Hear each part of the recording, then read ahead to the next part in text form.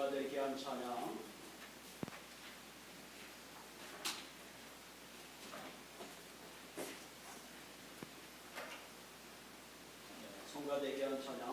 성가대 귀한 찬양 감사합니다.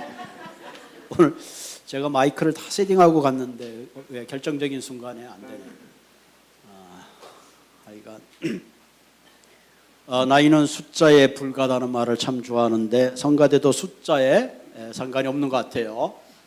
귀한 찬양 너무 감사합니다. 우리가 사순절을 지나고 부활절을 지나면서 마치 큰 행사를 치른 듯한 뭔가 우리가 폭죽이 터트리는 그런 설렘이 있는 것 같아요. 그리고 한 주가 지나고 또 오늘 이렇게 예배를 드리면서 참 주님 부활하신 게 얼마나 기쁜가 그런 생각을 합니다.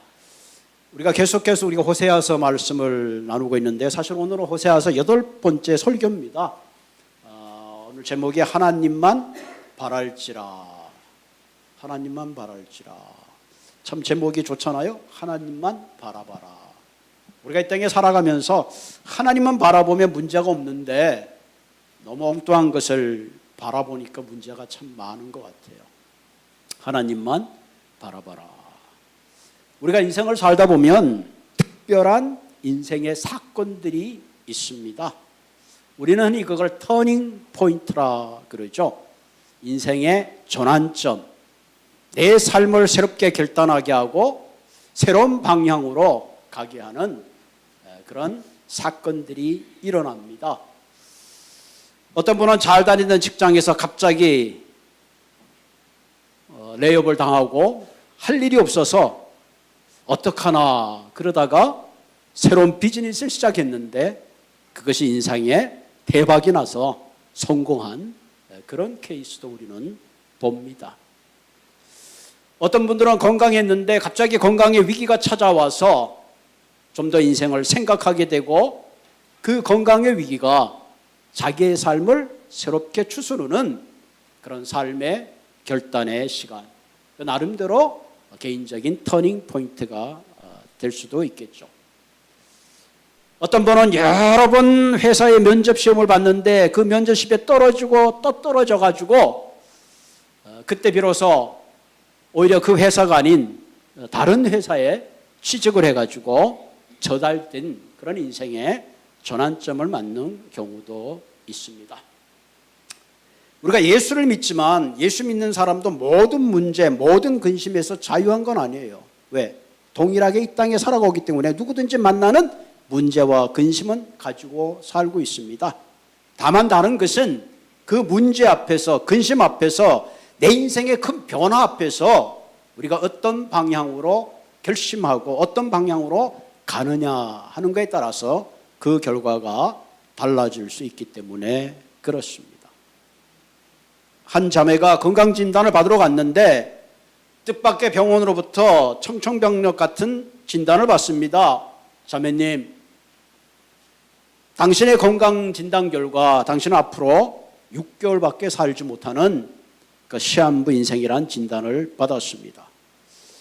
여러분, 멀쩡하던 사람이 병원에 가서 그런 얘기를 들으면 얼마나 낙심이 되겠어요. 원망이 되고 분노가 일어나겠죠. 그런데 이 자매는 자신에게 주어진 그 환경을 받아들이기로 했습니다. 정말 내 인생이 6개월밖에 남지 않았다면 과연 나는 무엇을 하면서 6개월을 보내야 될까 고민하는 가운데 그래, 내가 죽기 전에 좋은 일을 해야지 하고 한 선교단체에 가서 자신의 재산을 기부할 것을 약속하고 돌아왔습니다. 그리고 한 주가 지났는데 병원에서 편지가 날라왔습니다. 아이고 죄송합니다. 지난번에 저희들이 너무 오진을 했네요. 그 오진이라는 편지를 받고 나니까 너무 또 황당하지만 기쁠 거 아니에요. 이 사실을 선교단체가 알고는 자매님, 당신이 우리 재단에서 기부하기로 한 선교헌금은 취소해도 괜찮습니다. 여러분 어떻게 해야 될까요? 취소해야 될까요? 말아야 될까요? 안 해야 돼요? 취소해야 돼요? 그때 자매님이 아이고 저는 이미 6개월 전에 죽었습니다. 그러면서 새로운 차원의 삶에 도전했다는 그런 이야기가 있습니다. 그 자매에게 난 시한부라는 그 선고가 그 인생을 새롭게 터닝 포인트하는 그런 전환점이 된 거죠. 그러면서 우리가 인생을 살아가면서 특히 믿음의 사람들은 내 삶에 찾아오는 위기와 문제 앞에서 우리가 하나님 앞에 바른 선택, 바른 결단, 바른 방향으로 간다는 것이 얼마나 소중한가 하는 것을 다시 한번 이 시간에 생각하게 됩니다. 사실 오늘 본문은 이스라엘 백성들에게 하나님께서 말씀하시는 전환점에 대한 얘기를 하고 있습니다. 너희들이 it is time to return, 내게로 돌아와야 된다는 타이밍을 얘기하고 있습니다. 오늘 본문 1절을 보면, 본문 1절을 좀 올려주실래요? 네, 1절을 보면 에브라임은, 여러분 에브라임은 이스라엘을 말하는 거죠. 에브라임은 바람을 먹으며 동풍을 따라가서 종일토록 거짓과 포악을 더하여 아수르와 계약을 받고 기름을 애굽에 보내도다. 지금 북이스라엘에 대한 죄상을 이야기하고 있습니다. 바람을 먹는다. 여러분 바람은 아무리 먹어도 배부르지 않습니다. 마치 이 에브라임이 하는 형태가 마치 먹어도 배부르지 않는 헛된 꿈을 향하여 간다 하는 겁니다. 의학적으로 바람을 많이 먹으면 허파와 위장에 바람이 들어가죠. 바람이 들어갑니다.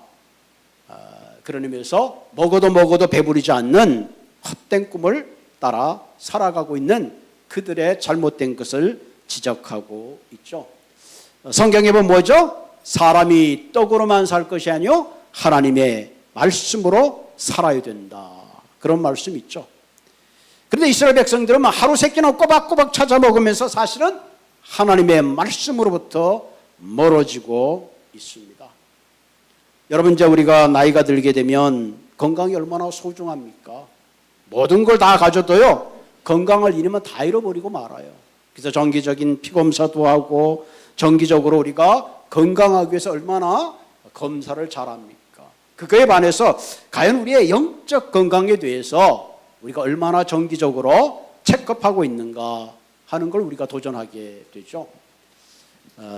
집집마다 우리가 정수기가 있을 텐데 우리의 건강에 참 필요합니다. 저희 교회도 그 웅진 코웨이 정수기를 달아놨어요. 먹어보니까 코웨이 물이 제일 맛있어요. 그렇다고 제가 코웨이에서 무슨 돈 받은 건 아니지만 여러분 여기도 해놓고 저기 우리 펠로우십에도 해놓고 여러분들 그 코웨이 물을 마시는데 그 건강한 물을 마셔야지 우리가 건강합니다. 그런데 이스라엘 백성들은 현재 지금 보니까 바람을 먹어. 쉽게 말하면 바람 들었다 그러는 거죠. 여러분 무를 사다 보면 바람 든 무 있죠. 속이 텅 비어서 맛도 없는 그런 거죠. 그 다음 또 뭐라 그랬어요? 동풍을 따라간다. 동풍. 여러분 산들 바람은 시원하지만 폭풍이나 태풍은 생명을 앗아갑니다. 여기서 말하는 동풍은 사막으로부터 불어오는 소위 말해 뜨거운 바람과 모래바람을 의미합니다. 동풍을 따라갔단 말은 이 동풍은 치명적으로 농작물에 큰 문제를 일으킵니다. 뿐만 아니라 동식물이 살 수 없을 정도로 그 모래바람이 한 번 불면 완전히 폐허가 되고 만 거예요. 그러니까 동풍을 따라간다는 말은 뭐예요? 지금 현재 이스라엘 백성들이 주변에 좋은 영향을 주어야 되는데 나쁜 영향, 파괴적인 영향을 주고 있다. 그렇게 말하는 거죠. 성경에 보면 너희는 세상의 빛과 소금이라 그랬는데 만약에 빛과 소금이 세상에 선한 영향을 주지 못하면 결국은 악한 영향을 주게 되는 거죠. 오늘 그런 의미에서 저와 여러분들이 예수를 믿는 크리스찬으로서 우리는 세상에 과연 어떤 선한 영향을 미치고 살아가는가 하는 걸 생각해 보아야 합니다. 내가 하는 말, 내가 하는 행동, 내가 하는 모든 것들이 사실은 그리스도 안에서 아름다운 영향을 줘야 하는 거죠. 그런데 지금 이스라엘 백성들은 그렇게 하지 못한 겁니다. 동풍을 따라가서 종일토록 그들이 한 건 뭐예요? 거짓과 포악을 더하여 아수르와 계약을 맺고 기름을 애굽에 보내었도다. 종일토록. 종일토록 말은 하는 집마다 거짓과 포악한 행위를 했다는 거예요. 거짓이란 뭐예요? 진리를 떠나게 했고 포악이라는 것은 말뿐만 아니라 행동으로 폭력을 행사했다 하는 겁니다. 지금 현재 그 이스라엘 백성들이 하고 있는 제약상에 대한 것을 하나님이 말씀하고 있는 거죠. 그들은 거기에 멈추지 않고 심지어는 아수르와 계약을 맺었다. 아수르와 계약을 맺었다는 뭐예요? 이스라엘 백성들은 하나님의 백성이고 내가 너의 하나님이 되고 너가 나의 자녀가 되어야 되는데 오히려 이방신을 섬기는 아수르의 백성이 되었다 하는 그런 이야기입니다. 한마디로 하나님 백성 되기를 거절했다 그러죠. 그 다음에 뭐라 그랬어요? 기름을 애굽에 보내었도다. 여기서 말하는 기름이라는 건 우리가 말하는 차에 넣는 기름이 아니라 감람유입니다. 감람유. 그 당시 감람유는 왕의 대관식이나 선지자에게 기름을 준다든가 아니면 성막에 기름을 닦을 때 혹은 의약용으로 사용하는 그런 청결케 하는 것이 감람유입니다. 다시 말하면 이스라엘 백성들은 감람유로서 하나님의 거룩한 백성이 되어야 됨에도 불구하고 그들은 기름을 애굽에 보냈다는 말은 뭐예요? 스스로 성결한 삶을 포기하는 세상과 타협하는 세상적인 가치를 따라 흘러갔다 하는 겁니다.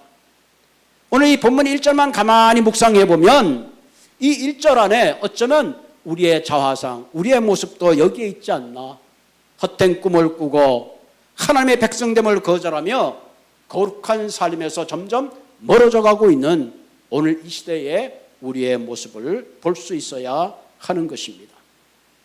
하나님의 거룩한 백성이 성결한 삶을 통해서 세상의 쾌락과 욕망을 멀리해야 되는데 오히려 스스로가 그들에게 붙잡히고 말았습니다. 이것이 하나님께서 지금 이스라엘 백성과 유다 백성들에게 지적하고 있는 죄상들입니다. 그럴 때 하나님께서는 그들에게 어떻게 하셨어요? 2절에 보면 여호와께서 유다와 논쟁하시고 야곱을 행실대로 벌하시며 그 행위대로 그에게 보응하신다. 논쟁하신다는 말은 법정에서 시신시비를 가린다. 죄를 가린다 하는 거죠. 다시 말하면 그들의 죄의 결과에 따라 내가 그들에게 심판하시겠다 하는 겁니다. 여러분, 우리가 하나님을 믿을 때 중요한 것은 하나님은 사랑의 하나님이지만 공의의 하나님입니다. 결코 죄를 자시할 수 없는 본성을 가지고 계신 분이에요. 여러분, 예수님이 왜 십자가에 못 박혀 돌아가셨느냐? 그것은 하나님의 공의 때문에 그렇습니다. 죄를 범한 인류는 심판을 받아야 되는데 그 심판을 대신 받으신 분이 바로 예수 그리스도이신 거죠. 그런 의미에서 예수님께서 하나님께서 공의를 따라 예수님을 심판하심으로 말미암아 오늘도 우리가 그 은혜 가운데 이 시간에 예배를 드릴 수 있는 은혜가 주어진 거예요. 만약에 하나님이 저와 여러분들의 허물을 따라 그분의 공의를 적용하시면 어떻게 우리가 감히 하나님을 아버지라 부를 수 있겠습니까? 어쩌면 저와 여러분들은 하나님의 진노 앞에 놓일 수밖에 없는 그런 존재들이죠. 일찍이 바울은 그 모든 사실을 깨달았기 때문에 모든 사람이 죄를 범하였음에 하나님의 영광에 이룰 수 없다. 그렇게 선언했습니다. 그런데 이 공의 하나님은 이 공의로만 우리를 다스리는 게 아니라 은혜와 긍휼로 다스립니다. 은혜란 말은 뭐예요? 한마디로 내가 자격이 없음에도 불구하고 특별히 자격이 있게 불러주시는 것이 은혜입니다. 은혜란 말을 좀 더 우리가 쉽게 말하면 나는 하나님의 자녀가 될 수 없는데 하나님께서 나를 어댑트해서 그의 자녀 삼으신 것, 그것이 바로 은혜입니다. 그래서 우리를 구원을 은혜라 그러죠. 내가 한 건 아무것도 없는데 하나님께서 그 아들을 통해서 나를 구원하셨기 때문에 우리는 그것을 구원의 은혜라 그럽니다. 또 하나의 속성은 긍휼이라는 것에, 긍휼은 내가 마땅히 받아야 될 죄의 결과의 심판으로부터 면제케 하는 것, 그것이 바로 긍휼입니다. 내가 받아야 될 심판을 예수 그리스도가 대신 받게 하심으로 내가 심판을 받지 않도록 해주는 것이 바로 하나님의 긍휼입니다. 그런 의미에서 주님은 하나님은 공의의 하나님이지만 동시에 우리를 대하실 때 은혜와 긍휼의 은혜를 베푸십니다. 그래서 6절에 결과적으로 뭐예요? 그런즉 너는 하나님께 돌아와서 인애와 정의를 지키며 항상 너의 하나님을 바랄지니라. 이것이 오늘 본문의 결론적인 이야기죠. 하나님의 특별한 은혜와 긍휼을 받은 대표적인 사람이 오늘 본문에 소개되고 있는데 그 사람이 바로 야곱이라는 사람이죠. 야곱. 야곱은 하나님께서 베델에서 그를 만나 주시는 순간에 그의 인생의 첫 번째 전환점을 맞이하고 그 후 20년의 세월이 지난 다음에 다시 야복나루에서 하나님께서 그를 찾아와 주심으로 그에게 새로운 인생의 전환점을 맞게 됩니다. 그 이후로부터 그는 그의 삶에 하나님의 백성으로서 더 이상 자신의 힘과 능력을 의지하는 삶이 아니라 온전히 하나님께 그의 삶을 맡기는 새로운 인생으로 살아가게 되는 것을 우리가 봅니다. 그러면 야곱이 어떤 과정을 거쳐서 그의 인생의 전환점에서 바른 방향과 결정을 할 수 있었겠는가?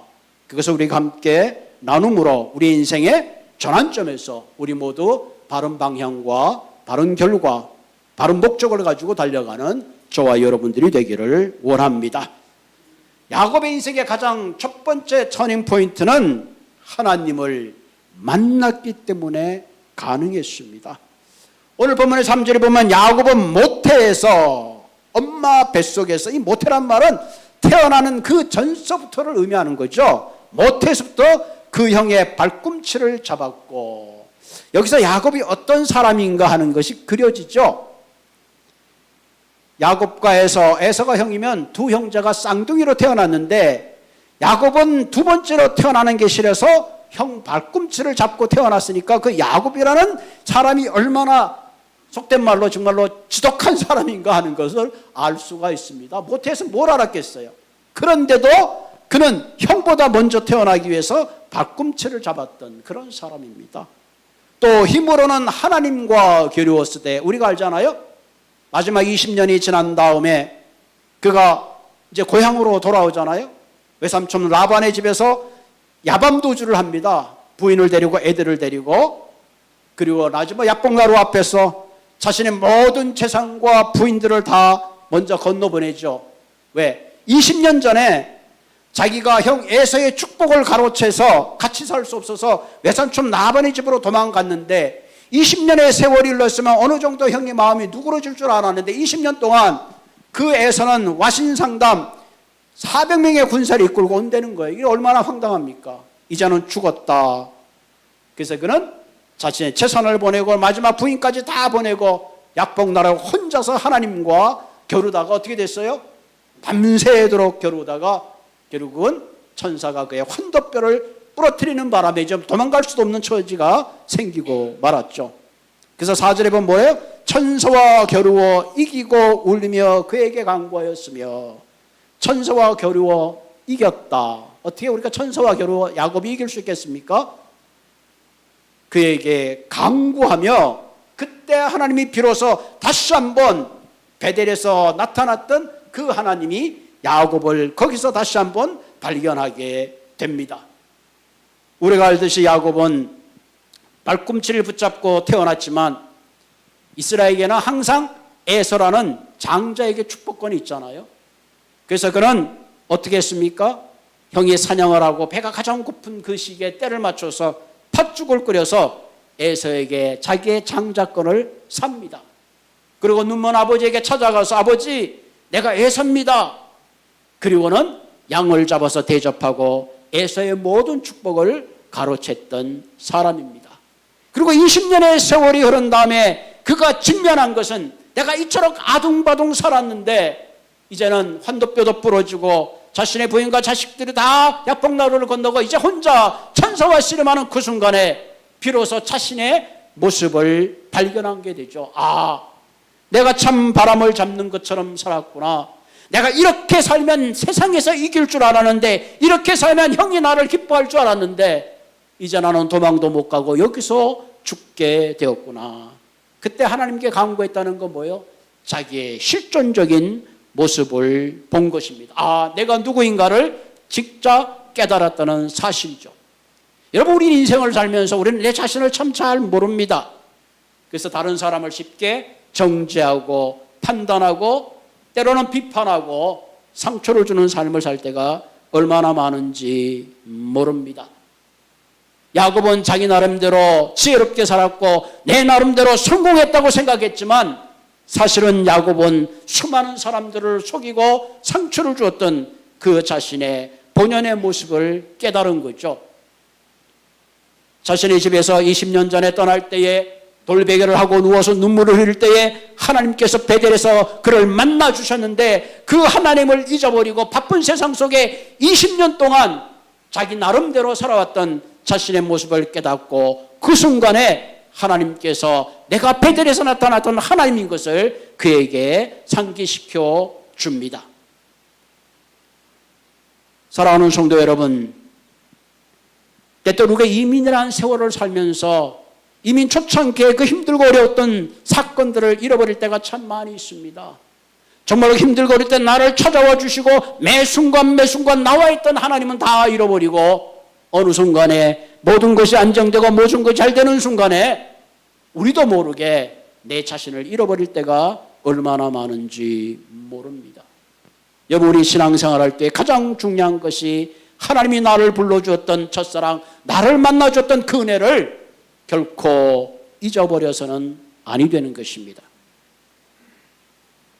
때로는 우리가 너무 분주하게 살면서 하나님이 너는 내 아들이요, 너는 내 딸이라는 음성조차 만약에 멀어졌다면 우리는 다시 그 음성을 들을 수 있는 자리로 돌아와야 되는 줄로 믿습니다.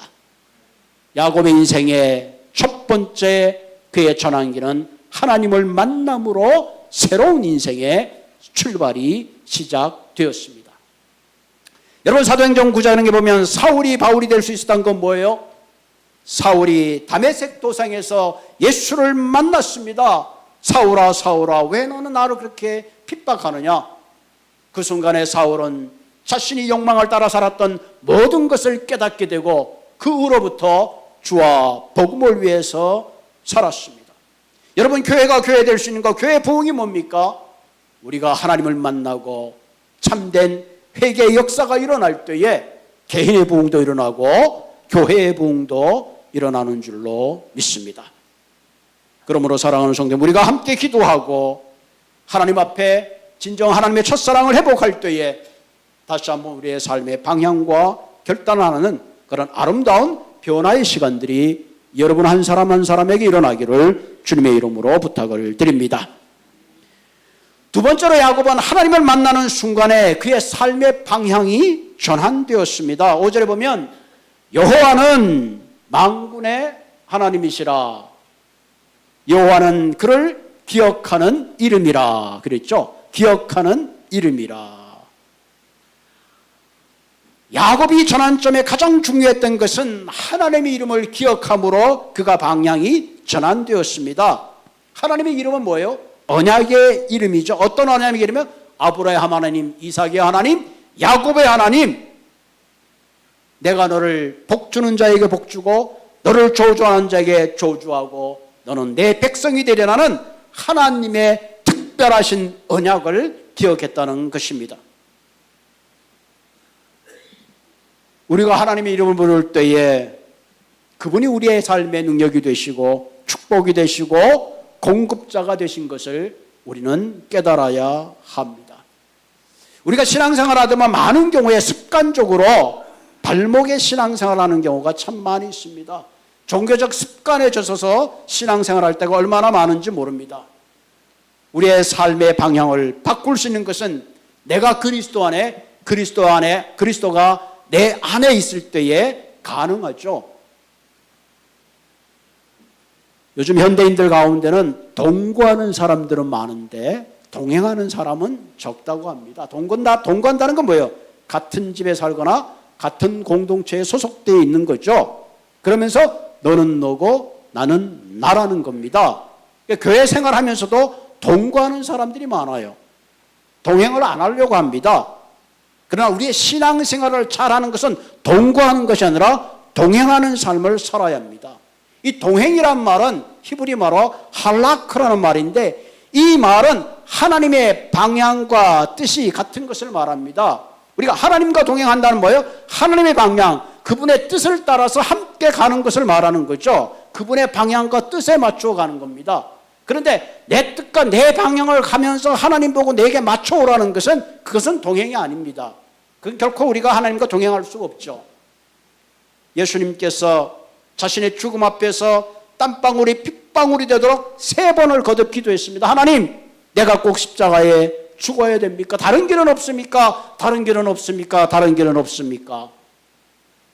그리고 결국은 하나님, 이것이 진정 하나님의 뜻이라면 주님의 뜻대로 되기를 원합니다.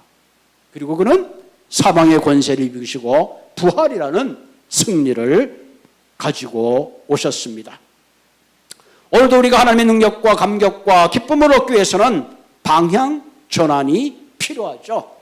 마치 사울이 바울이 되었던 것처럼 우리의 삶의 온전한 해결을 통해서 우리가 주님의 방향과 뜻에 함께 동행할 수 있어야 합니다. 할라크라는 이 동행의 두 번째 의미는 함께 가다, 함께 살다는 의미입니다. 하나님과 동행한다는 것은 우리의 일상생활 속에 그분의 사랑을 느끼며 함께 살아가는 겁니다.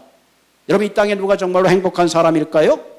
때때로는 돈에 걱정이 없고 명예가 있고 지식이 있으면 훨씬 더 행복할 수 있겠죠. 그러나 이런 행복들은 한시적인 행복입니다.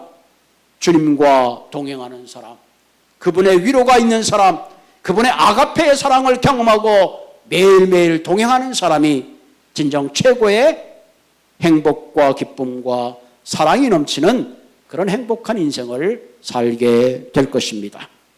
하나님을 가까이 함이 내게 복이라 그랬습니다. 십자가의 사랑으로 우리와 함께 하시기 원하시는 임마누엘 주님과 동행하는 매일매일의 삶이야말로 우리의 인생의 가장 행복한 삶인 것을 믿으시기를 바랍니다. 우리의 인생의 전환점은 하나님 여호와 이름을 기억하는 것입니다. 그리고 마지막으로 중요한 것은 계속적으로 하나님을 바라보는 것입니다. 그래서 세 번째는 계속적으로, 지속적으로 하나님과 동행해야 돼요. 지속적이란 말은 중요하죠. continue. 한번 동행했다 떨어졌다가 만났다 그러는 것이 아니라 지속적으로 하나님과 동행하는 것이 참 중요합니다. 근데 우리의 신앙을 가만히 보면 때때로 삶의 어려움이 찾아오고 어떤 환경이 변화가 되면 때로는 하나님과 멀리 떨어질 때가 얼마나 많은지 모릅니다. 여러분, 우리의 인생을 내가 개척하고 만들어가는 것 같지만 사실은 그렇지 않아요. 하나님 우리의 인생을 열어주시고 하나님이 열어주시고 만들어주시고 풀어질 때에 우리 인생의 모든 문제가 사실은 풀리는 거예요. 그래서 오늘 본문에 보면 하나님께 돌아오라. 오늘 이 시간 이 말씀을 통해서 다시 한번 내가 어디에 서 있는지 나의 위치를 점검하시기 바랍니다. 여러분, 요즘 인터넷 참 좋죠. 운전하고 가다 보면 자기의 위치가 늘 있잖아요. 내가 지금 어디에 있는가. 우리가 바쁜 세상을 살아가면서 나는 정말로 하나님 앞에 내가 어떤 위치에 있는가. 너는 내 아들이라는 그 음성을 들을 수 있는 그 위치에 있는가. 그럴 때 하나님이 부를 때 언제든지 대답할 수 있잖아요. 오늘 어떤 집사님이 아무리 전화했는데 전화를 안 받는다는 거예요. 전화를 들을 수 없는 위치에 있기 때문에 그렇습니다. 하나님, 오늘도 너는 내가 얼마나 사랑하는지 아느냐는 그 세미한 음성을 듣는 가장 가까운 자리에 있기를 바랍니다. 그래야지 주님이 부르는 소리에 언제든지 우리는 예스하고 응답할 수가 있습니다. 너는 여호와께 돌아와서 인애와 정의를 지키라. 인애와 정의. 인애는 사랑이고 정의는 의죠. 너무 사랑에 치우치다 보면 다른 사람을 의를 잃어버릴 수가 있어요. 또 너무 의에 치우치다 보면 쉽게 정죄할 수가 있습니다. 인애와 정의. 그래서 우리 그리스도의 삶은 사랑과 의라는 공의의 균형이 참 필요합니다. 자녀들도 그렇죠. 너무 사랑만 주고 나면 좀 스포일하게 되잖아요. 때때는 따끔한 매가 필요합니다. 하나님이 우리를 다스릴 때 그래요. 내게 좀 어려움이 있으면 하나님이 내게 좀 공유로 다가오시는구나. 내가 너무 큰 은혜가 있으면 하나님 내게 사랑으로 다가오시는구나. 이 신앙의 균형이 필요합니다. 사실 우리가 이제 이민교회 가다 보면 다 좋은 얘기만 하잖아요. 어떤 것을 지적하면 참 싫어요. 사실은 그런데 때때는 이것이 약이 될 때가 있습니다. 그 다음 뭐라 그랬죠? 항상 너희 하나님을 바라보라. 항상 하나님을 바라라. 우리가 하나님을 바라볼 때에 하나님이 현재의 내 모습을 보여주시고 그리고 미래의 내 모습을 인도해 주시는 거예요.